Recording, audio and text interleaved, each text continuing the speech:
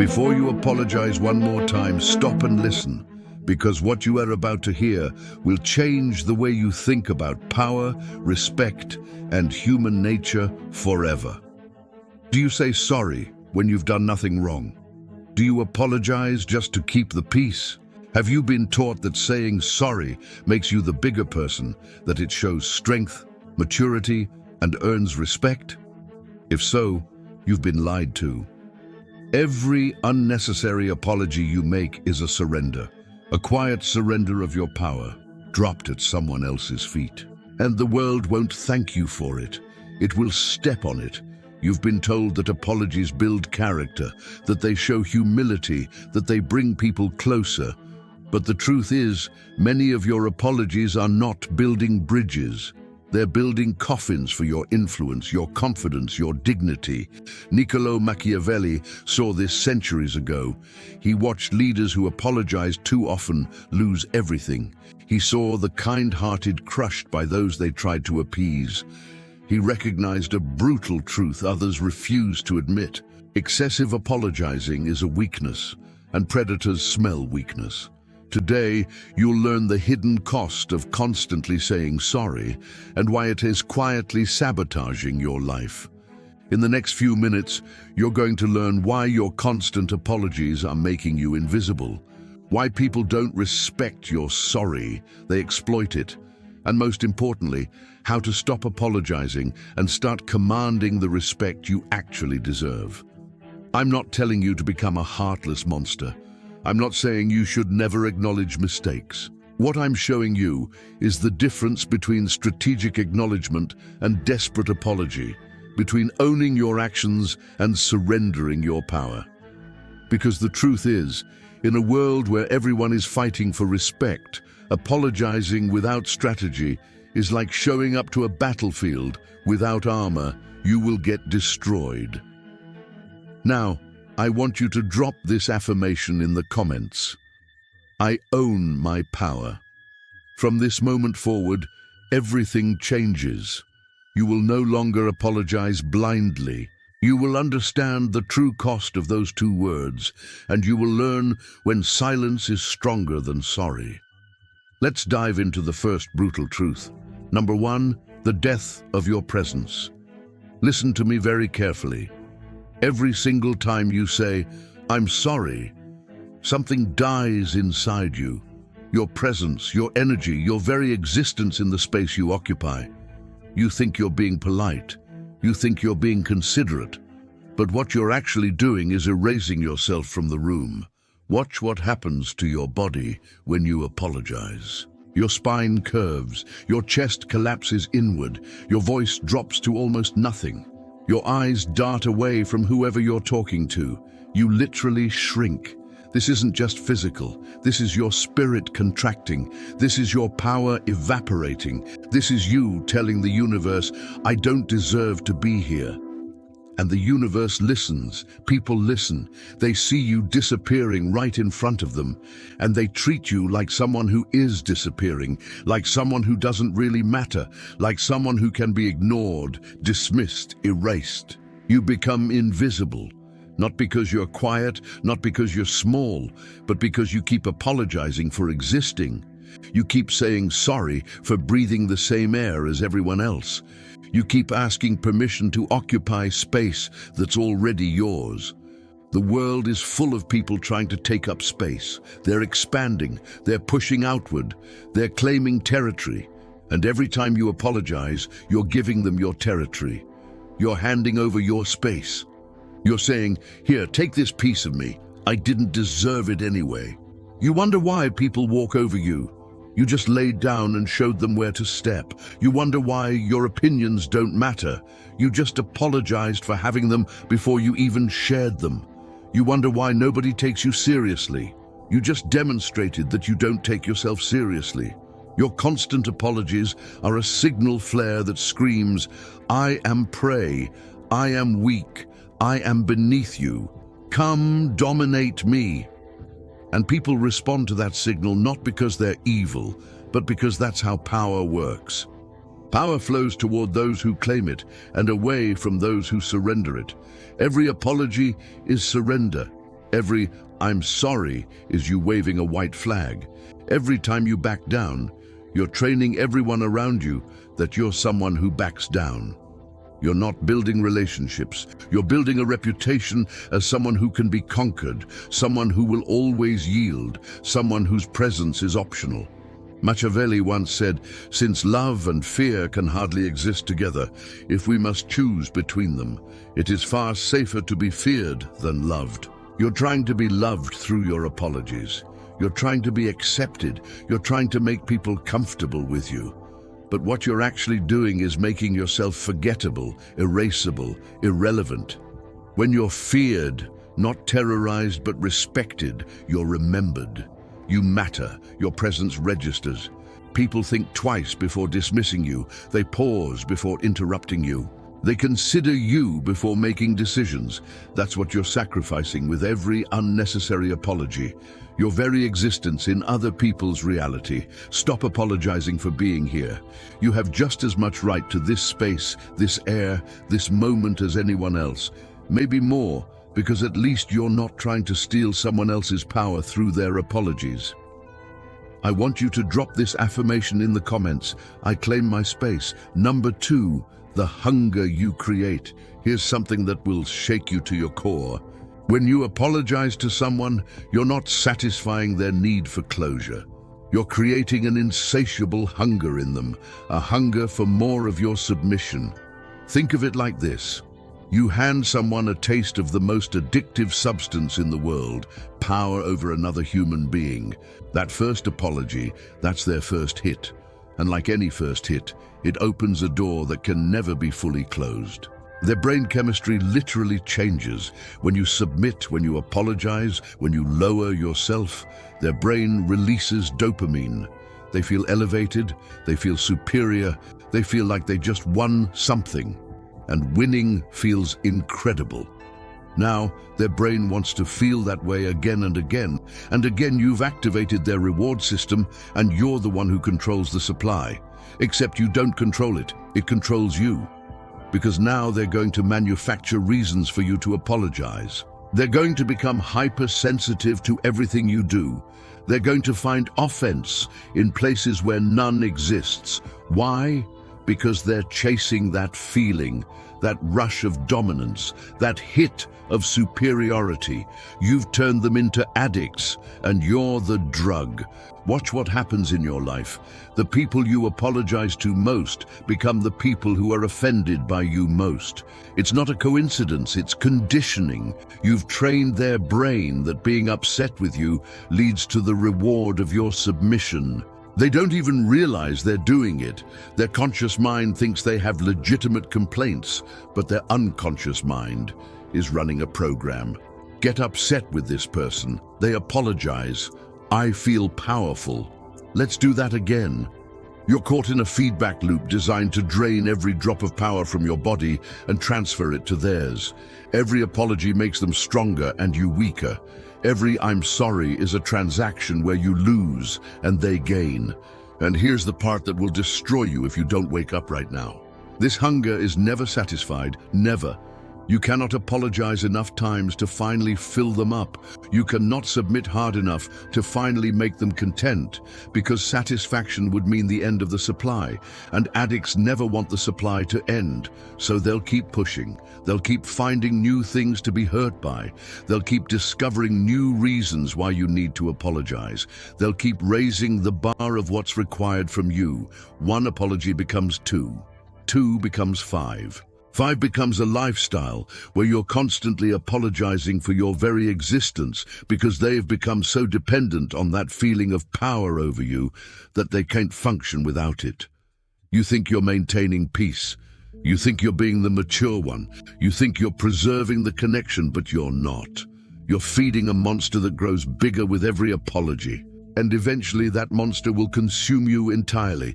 The cruelest part, they'll blame you when it all falls apart. You're always apologizing. You clearly have so many problems. I can't deal with someone who is constantly messing up. You created the pattern through your submission, and now they're using that pattern as evidence that you're the broken one. Machiavelli once said, "Men are so simple and so ready to obey present necessities that he who deceives will always find those who allow themselves to be deceived." You're deceiving yourself. You think your apologies are solving problems, but they're creating dependencies. They're building addictions. They're establishing power dynamics that will haunt you for as long as you allow them to exist. The only way to break this cycle is to stop feeding it. Stop giving them their fix. Stop providing the supply. Let them experience what it's like when you don't apologize. Let them go through the withdrawal. Yes, they'll escalate. Yes, they'll get angry. Yes, they'll try everything to get you back into the pattern, because addicts fight hard when you take away their drug. But you're not responsible for their addiction. You're only responsible for stopping your role as the supplier. Drop this affirmation in the comments. I starve weakness. Number 3, the permanent record. Your apologies don't disappear. They don't evaporate into the air after you speak them. They get carved into stone. They become permanent entries in a record that will be used against you for the rest of your life. Every time you say, "I'm sorry," you're creating a file in everyone's memory. And that file is titled, Evidence of Failure. How human memory actually works. It doesn't record events accurately. It creates narratives. It builds stories. And your apologies are writing the worst possible story about who you are. You apologize once for being late. The memory created isn't they apologize for being late. The memory is they're unreliable. You apologize for a mistake at work. The memory isn't they acknowledged an error. The memory is they're incompetent. You apologize for saying something that upset someone. The memory isn't they were considerate. The memory is they're problematic. Each apology is a data point. And humans are pattern recognition machines. They take those data points and create a pattern. And the pattern your apologies create is, this person is consistently failing. It doesn't matter that you apologized once for being late and were on time 100 other times. That one apology outweighs the 100 successes because apologies are emotionally charged. They stick, they matter, they create lasting impressions. Meanwhile, there's someone else who was late 10 times and never apologized. What pattern does everyone see for them? They're busy, they're important, they have a lot going on. You apologized once, they never apologized. You're the unreliable one, they're the important one. That's the twisted logic of human perception shaped by apologies. But it gets so much worse. These memories don't stay separate, they combine, they merge. They create a compound narrative that's bigger than the sum of its parts. Your apology for being late combines with your apology for a work error, combines with your apology for the thing you said. Now, you're not just someone who was late once or made one mistake. You're someone who is always apologizing. And someone who is always apologizing must be someone who is always doing something wrong. Your individual apologies for small, unrelated things create a massive, overarching identity. The person who messes up, that becomes your brand. That becomes how people introduce you in their minds. That becomes the filter through which every action you take is interpreted. Do something good. Well, they're trying to make up for all their mistakes. Do something neutral. Probably going to mess it up eventually. Do something questionable. See, there they go again. Your apologies have created a confirmation bias where everything you do confirms the narrative that you're problematic. And here's the most devastating part. This record is permanent. Years later, people will still remember you as that person who was always apologizing. They won't remember what you apologized for. They'll just remember the feeling of you constantly submitting. You'll try to change. You'll stop apologizing. You'll stand strong. But they'll resist because the record says you're not a strong person. The record says you're someone who backs down. The record says you're the apologizer.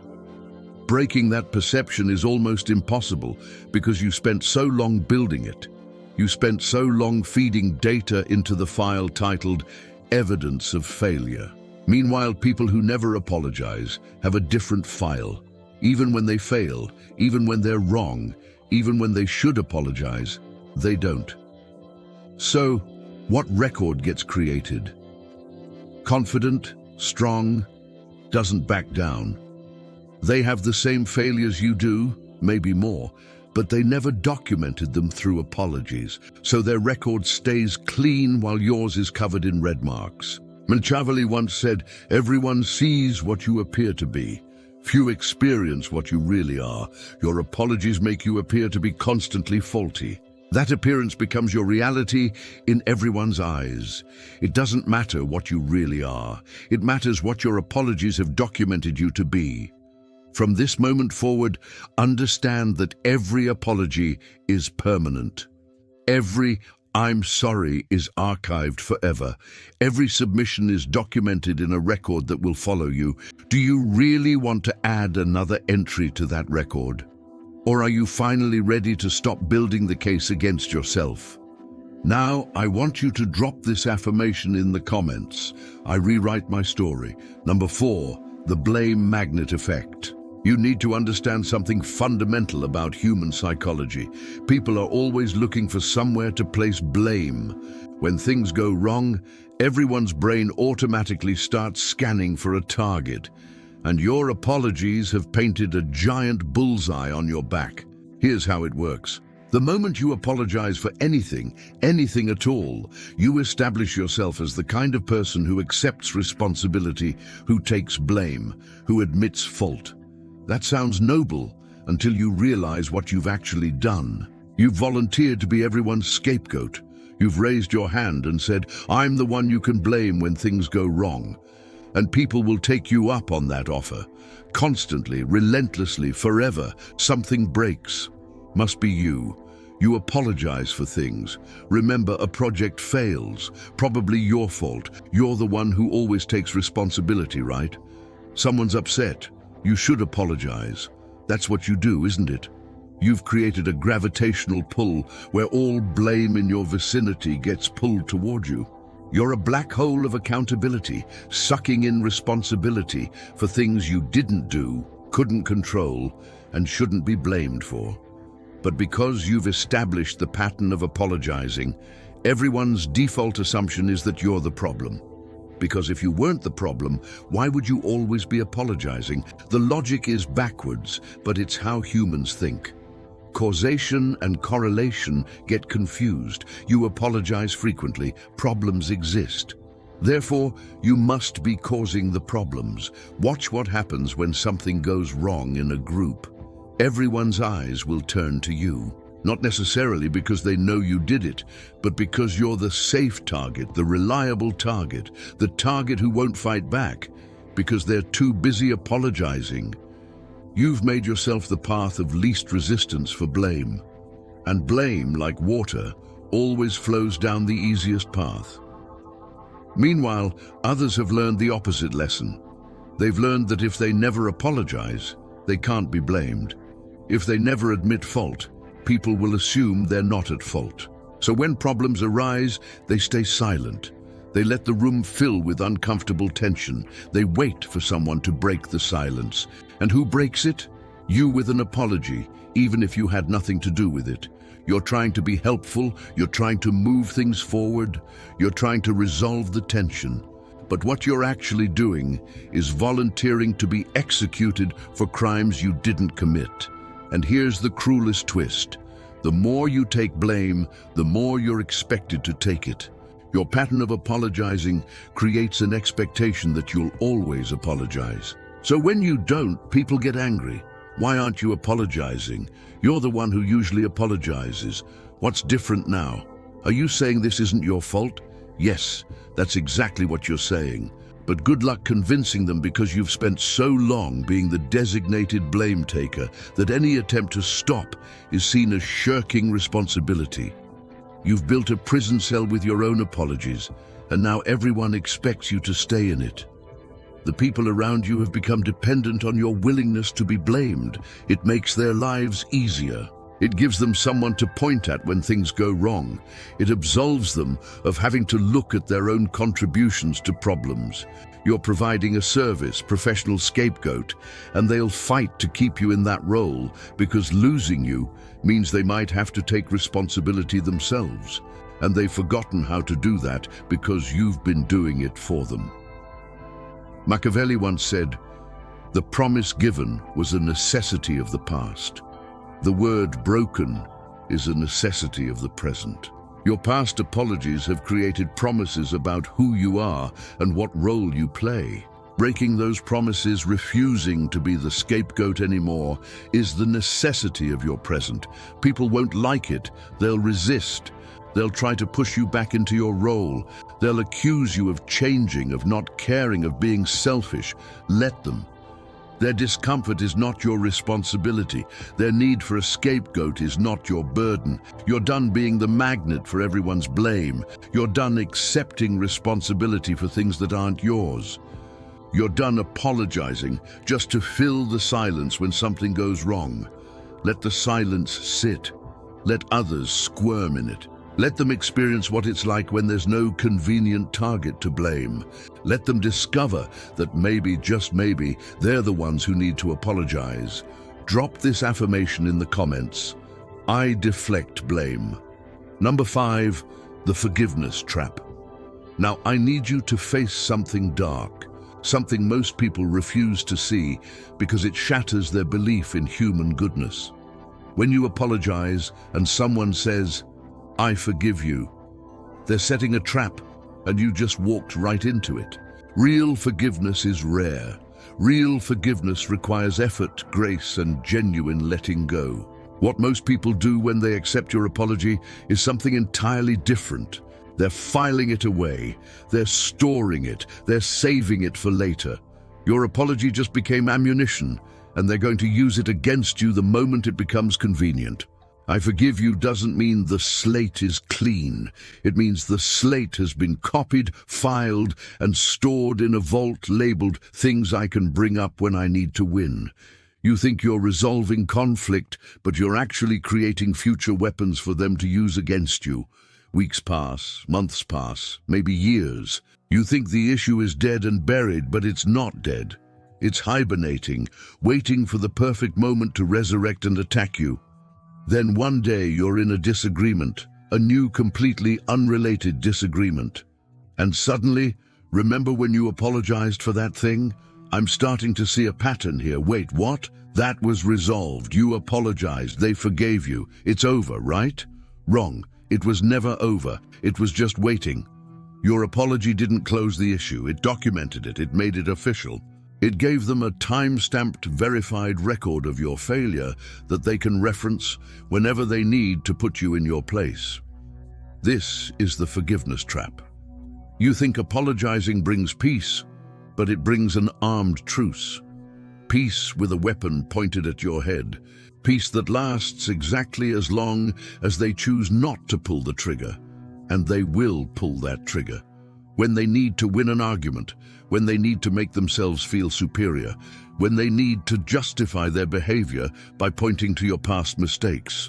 Out come your old apologies, like zombies rising from graves. Dead issues that you thought were buried forever, suddenly shambling back to life to devour you. You apologize for doing that before, so clearly you haven't changed. I forgave you once, but here we are again. You promised you wouldn't do this. Remember? When you apologized, your attempts to be accountable become proof that you're perpetually failing.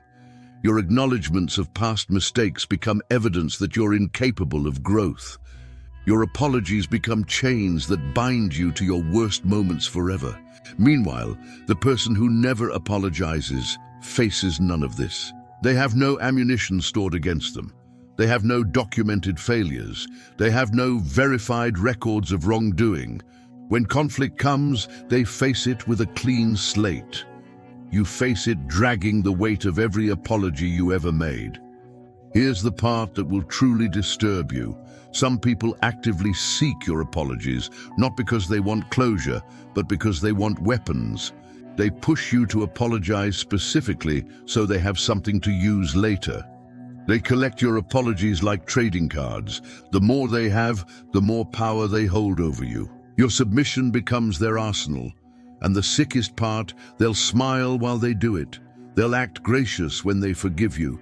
They'll play the role of the bigger person who is so kind to accept your apology. But behind that smile, they're calculating how and when to use it against you. This is human nature at its most calculating. Not everyone does this consciously, but the pattern exists because it works. Collecting apologies from someone gives you power over them, and humans crave power. Machiavelli once said, "Men ought either to be well treated or crushed because they can avenge themselves of lighter injuries. Of more serious ones they cannot." Your apologies are lighter injuries to yourself, light enough that you survive them, light enough that you keep making them, but they accumulate, they add up, they build a case against you that will eventually crush you. Either stop apologizing entirely or understand that every apology is ammunition being handed to someone who may one day use it to destroy you. The choice is yours, but make no mistake about what you're choosing. I want you to drop this affirmation in the comments. I refuse the trap. Number 6, the death of your inner fire. There's something happening inside you that you might not even notice. Something that's been dying slowly with every apology you make.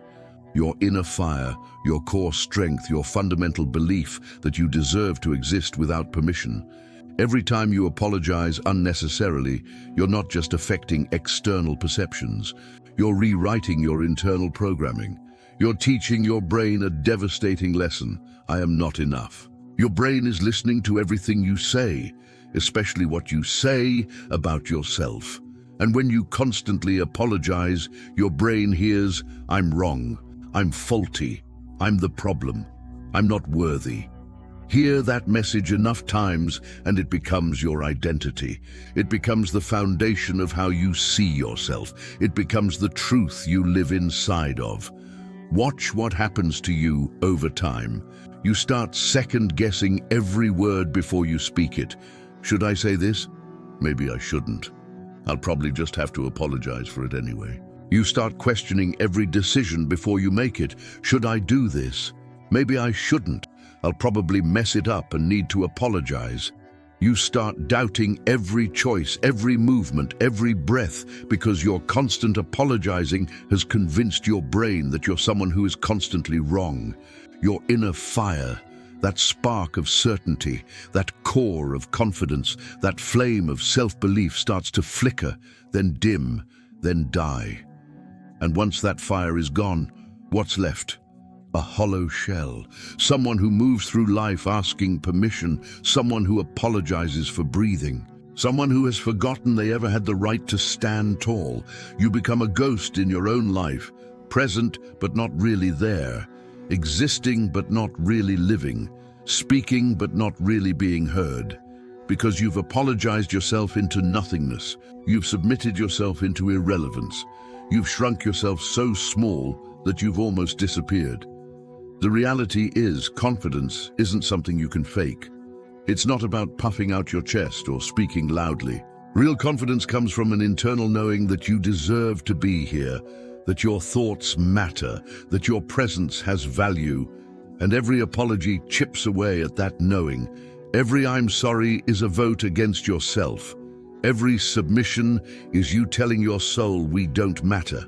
Cast enough of those votes and your soul starts to believe it. Your inner fire starts to accept that maybe you really don't deserve to burn bright. Maybe you really should stay small. Maybe you really are meant to be walked over. This is how people break themselves. Not through one massive trauma, but through 1,000 tiny submissions, through years of apologizing for existing, through decades of making themselves smaller to make others comfortable. And the cruelest part, once your inner fire dies, reigniting it is almost impossible because you've spent so long suffocating it that you've forgotten what it felt like to burn. You look at people who stand tall, who speak with certainty, who command respect, and you think, that's just not who I am. I'm not like that. But you are like that. or you were before you apologized it away, before you submitted it into silence, before you shrank it into nothingness. Machiavelli once said, "Where the willingness is great, the difficulties cannot be great." Your willingness to apologize has been great, and it has made your life difficult, painful, small. But your willingness can change. It must change, because continuing on this path leads to a death that happens while you're still breathing. Starting now, you need to protect your inner fire like your life depends on it. Because it does. That fire is what makes you you. That fire is what gives you the strength to stand, to speak, to exist with purpose. Stop pouring water on it through your apologies. Stop suffocating it through your submission. Stop killing it through your constant backing down. Feed it instead. Feed it with moments where you stand firm. Feed it with words spoken without apology. Feed it with decisions made without permission. Feed it with existence that doesn't ask for forgiveness. Let it grow. Let it burn. Let it remind you what it feels like to be alive. Not just apologizing for being alive. Now I want you to drop this affirmation in the comments. I reignite my fire. Number 7, the power of strategic silence. Everything I've told you leads to this final truth. The most powerful response is often no response at all.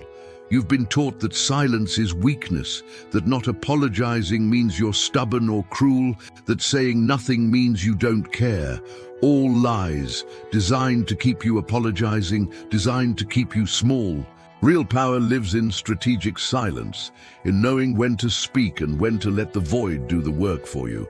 When something goes wrong, your first instinct is to fill the awkward space with an apology, to smooth things over, to make everyone comfortable. But that discomfort, that awkwardness, that tension, that's not yours to fix. Let it sit. Let others squirm in it. Let them experience what it feels like when there's no easy target apologizing to make it all go away. Silence is a mirror. When you stay silent instead of apologizing, people are forced to look at themselves, to examine their own role, to sit with their own discomfort. And most people cannot handle that. They'll try to make you fill the silence. They'll pressure you to apologize. They'll create more tension to force your submission. Hold your ground. Let the silence expand. Let it become unbearable for them, not for you. Eventually, someone else will speak. Someone else will take responsibility. Someone else will apologize. And in that moment, the power dynamic shifts. You're no longer the designated blame taker. Someone else just volunteered for that role. Or even better, the silence forces everyone to move forward without needing an apology at all, without needing a scapegoat, without needing someone to submit. The issue gets addressed through action instead of through your degradation. Strategic silence is power because it refuses to play the game. It doesn't give people what they've been conditioned to expect from you. It breaks the pattern. It forces a reset. When you would normally apologize, say nothing. When you would normally explain yourself, say nothing. When you would normally defend your position, say nothing. Just hold space. Just exist without apologizing for existing. This will make people uncomfortable, extremely uncomfortable. They're used to your apologies. They're used to you filling the void. They're used to you making things easy for them. Your silence disrupts everything they expect. Good.